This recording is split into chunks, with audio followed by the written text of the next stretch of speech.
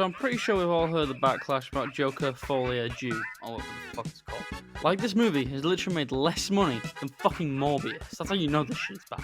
Every YouTuber who reviews movies or just talks about them have been saying they hate it. People have been chanting for refunds, and Todd Phillips has fucking fled to Canada.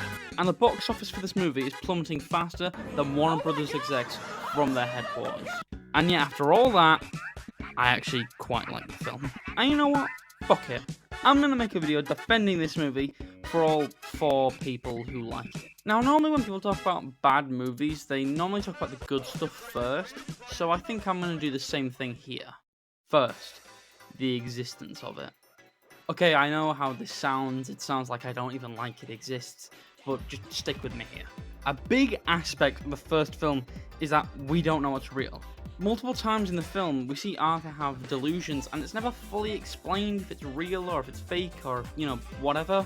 And that's a big part and big aspect of this film. It's like we don't exactly know what's real, and it kind of changes this film and changes what Joker really is and shows that he is mysterious in all parts. He doesn't even know what's real in his life. But this movie kind of ruins it, as it confirms everything that happened in that film did actually happen. And it kind of ruins the charm of rewatching the film and trying to piece together what you think happened, because everything that happened the way it happened.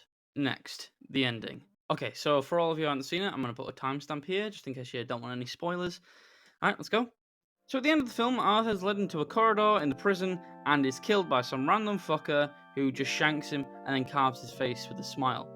And it's kind of heavily implied this is Heath Ledger's Joker's origin, and I really didn't like that. And I think it's because it kind of ruins the mystery of the Dark Knight's Joker. Because a big part of his character as well is that we don't know where his scars come from. Multiple times in the film, he talks to people about how he got his scars, and the stories are pretty much always different. And now it's he attacked what used to be the old Joker, and now he's become the new Joker. And I get it, it's supposed to be that whole kind of thing of he's taking over the mantle as the Joker, but I just think that's fucking dumb, and I just think it's, if anything, disrespectful. I don't like it. It's just bad taste, really. Okay, now I'm going to briefly mention this because I really didn't like it, and I don't know why they put it in the film, but Joker gets SA'd in the film, and it's not good. I don't even know why they put it in here. I think it's to kind of show that he's, he's not indestructible, he can be broken and taken down, but I just felt they could have done it in so many better ways, and it just feels out of nowhere, and it doesn't feel right. Anyway, now for the stuff I liked. Now the plot of this movie is after Joker kills Murray, he's arrested by the police, and now he's just living in prison. And the film really picks up when he finds out that the death penalty is a possible punishment for him. And that's kind of the whole film. It centers around his court battle, which I can understand why a lot of comic book fans won't like this, but I actually really enjoyed it. I'm going to chalk it up to my love of Better Call Saul. Now, a big complaint I've heard about this film is that Joker's barely in it, and yeah, that is true, he isn't in it a lot, but I actually have a reason for this.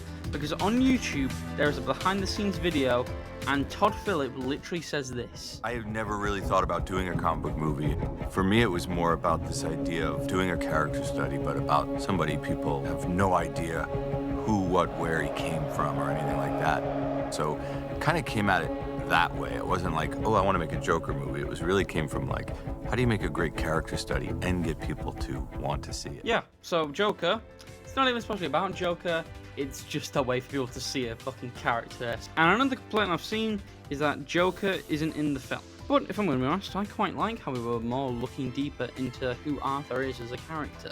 But the marketing for this film, oh my god, it was awful. It didn't reflect that at all.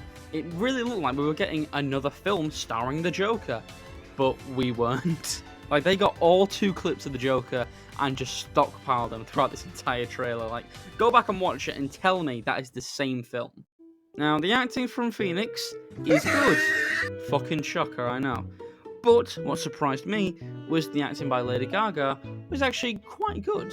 I won't even say just quite good, it was, fucking fantastic in my opinion. Because I thought that the only reason they put her in was because she can sing. But no, she's actually a really good actress. I'm gonna sound like a dick saying this, but I haven't seen her other films, right? I haven't seen fucking House of Gucci, alright? Why the fuck would I want to watch that? Alright, now I know this video is kind of short, but I want to kind of branch out and make other videos than just videos about video games.